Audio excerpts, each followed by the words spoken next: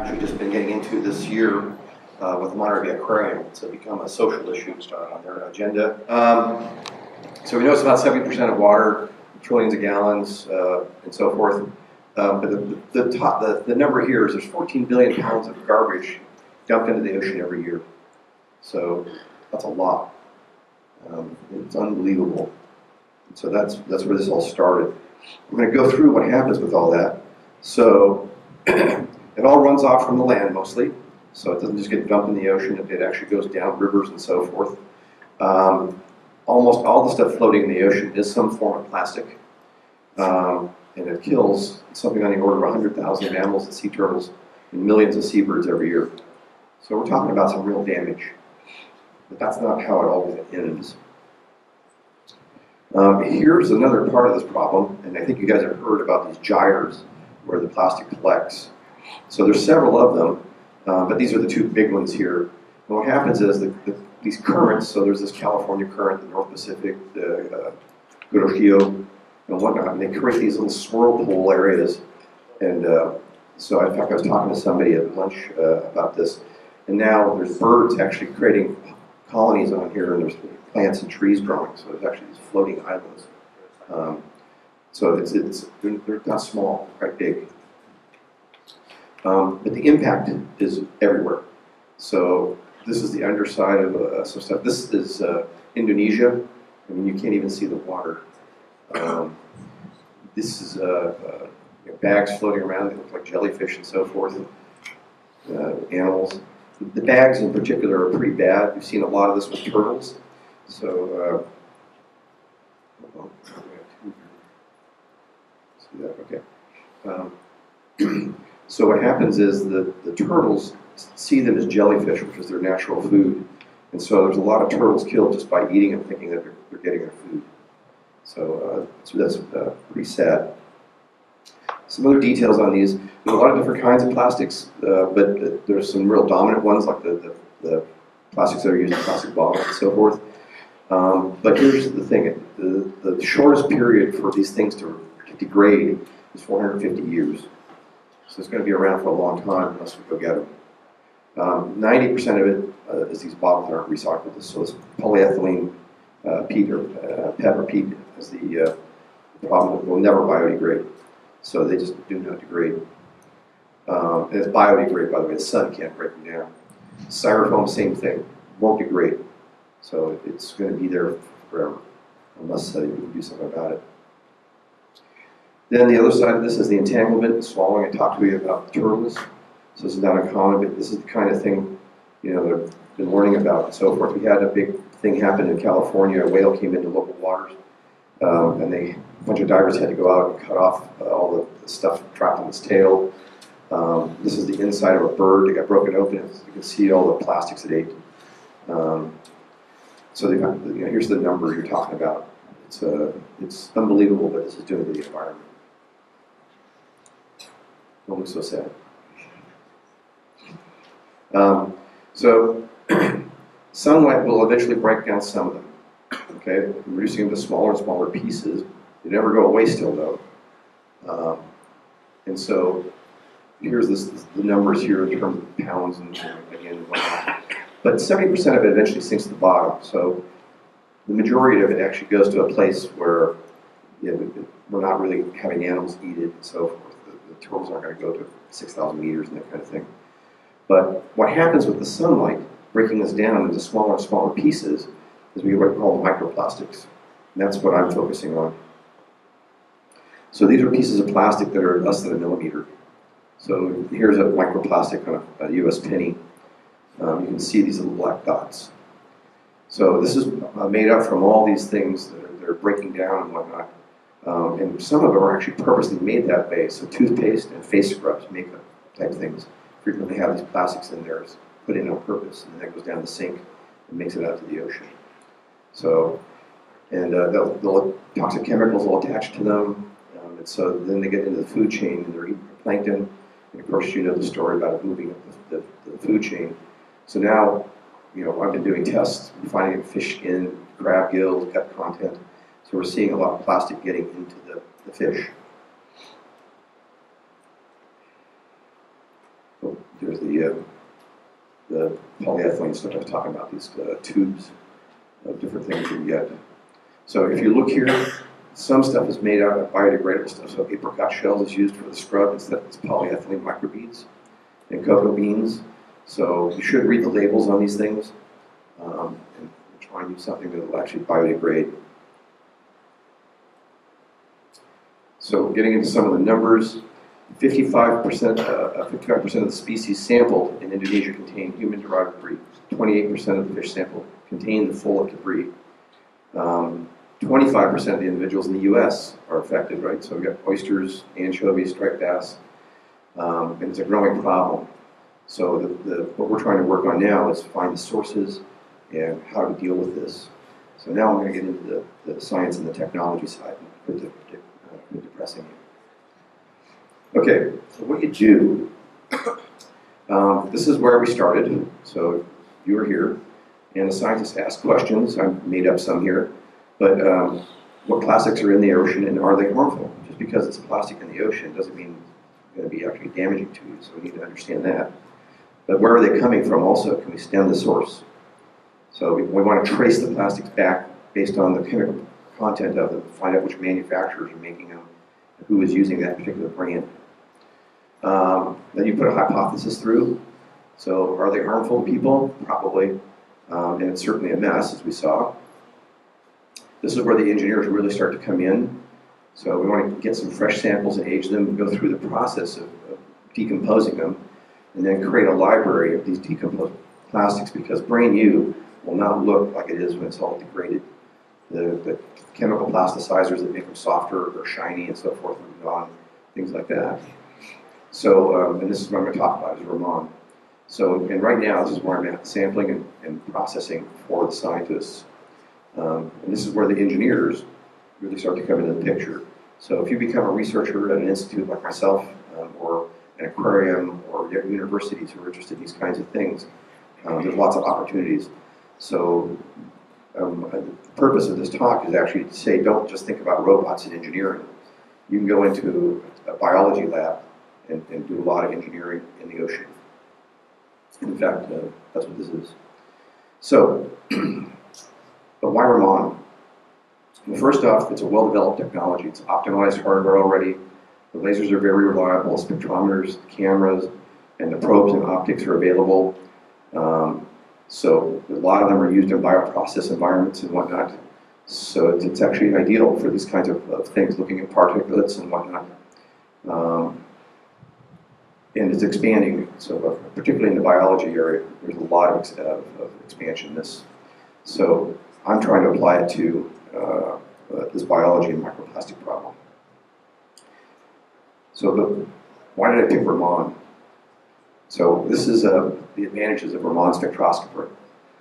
So you've got chemical composition and structure of the materials. What that means is not just the chemistry, but I've actually got the lattice structure of it. And here's the model I'm showing. It's a simple one. This is calcium carbonate, right? So it's a chemical compound. But it comes in two natural forms. It comes in an aragonite and calcite. And the difference is it's the way it's assembled. And so here's some actual, this is the aragonite crystals, and you can see this sort of a softer and whatnot, less hard version of the same compound. It just has to do with the way the lattice structure is set up, and Ramon will tell you that. If you go down to the beach and you find really hard, shiny seashells, that would be aragonite, and then the softer, drier ones and whatnot, that would be calcite. There's no contact, and it's non-destructive. I'll show you a picture here in a little bit of me shooting a fish with a laser. Didn't even know it. So it's quite a nice technique in that you can do it in situ, and you don't have to do any destruction to anybody or anything. You don't have to, typically, you don't have to prepare the sample, so you just point and shoot.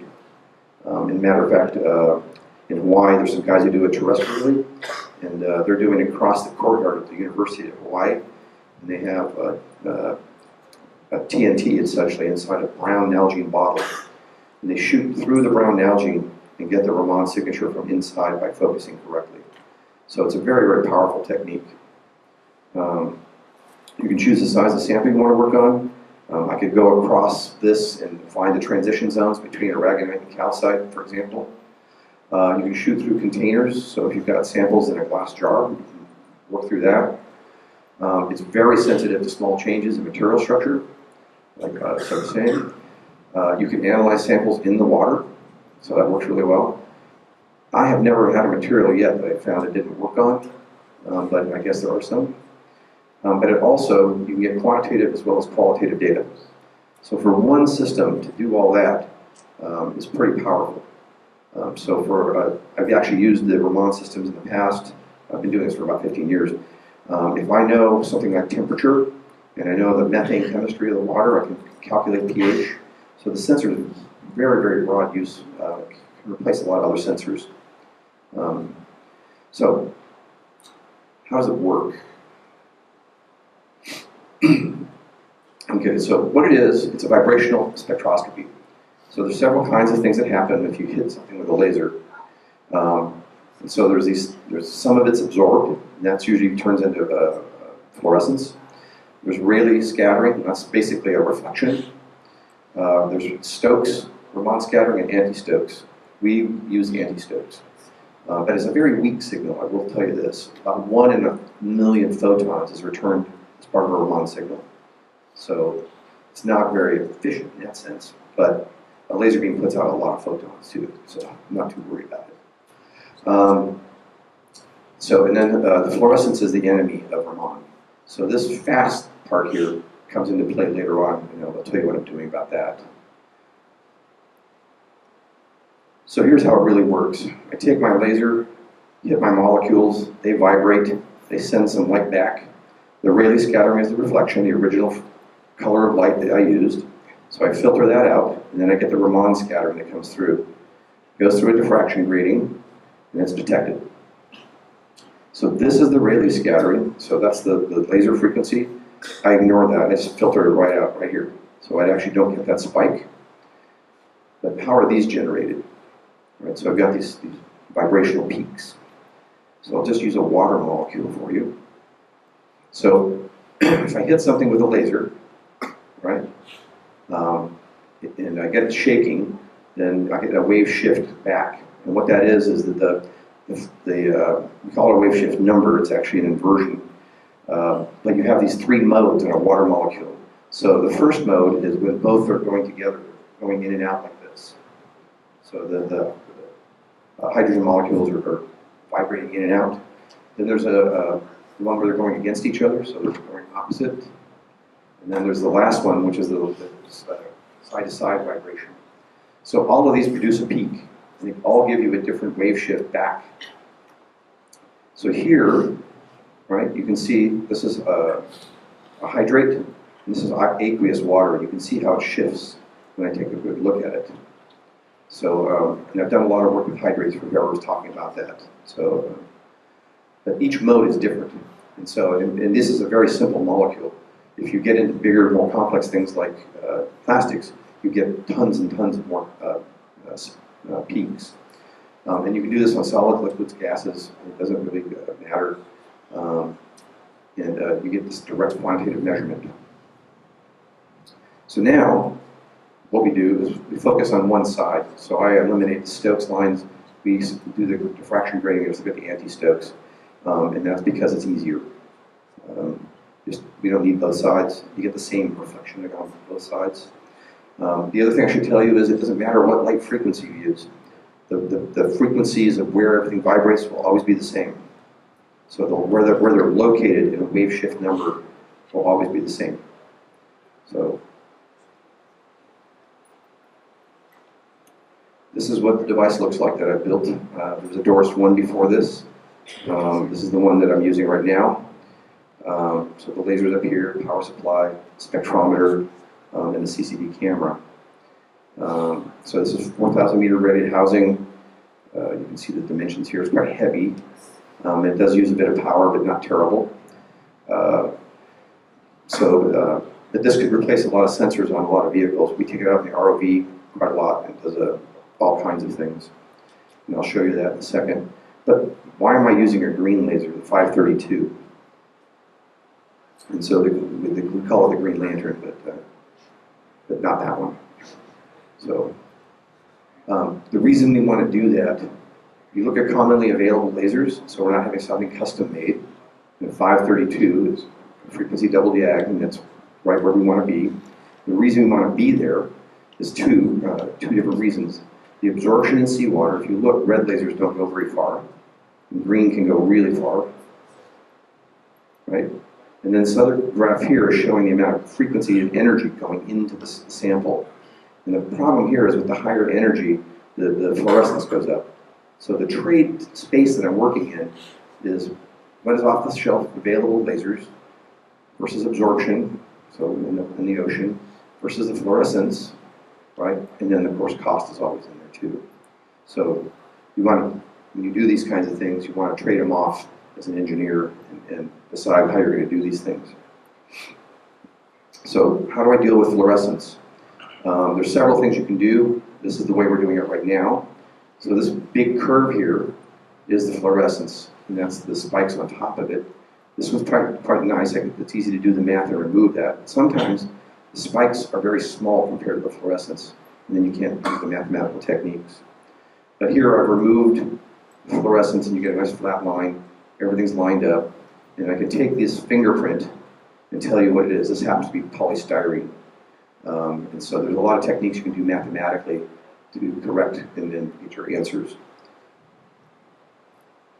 But so now what can Ramon do? So besides doing what I want to do coming up, these are the things we've done in the past. So all kinds of things, CO2, methane, oxygen, hydrogen sulfide, belts, any minerals and so forth and whatnot. We've done a lot of hydrates. You can actually watch reactions happen. We tried to use CO2 to push this methane out of hydrates, so you can store CO2 back in it. That doesn't work very well, but we watched the reaction. So this is a CO2 vent, black smokers. This is a big hydrate nodule. This is about the size of a truck off of Canada, Barkley Canyon, Vancouver area. So now we're taking it into plastics and biology. And that's what we're doing right now. I've got 3 different Ramon projects going at the moment. So for gas and oil, I put this up here for Richard, who's not here. We went down to Guaymas one time, found a vent. This is gas bubbles. I don't know if you can see it very well. Collected it, got a spectrum, and you can see it's one spike. This huge spike. Oh, by the way, this is the counts. This is the amount of photons coming back, and then this is the shift number. And so we don't use frequency because you have to. The shift number works off of calibration.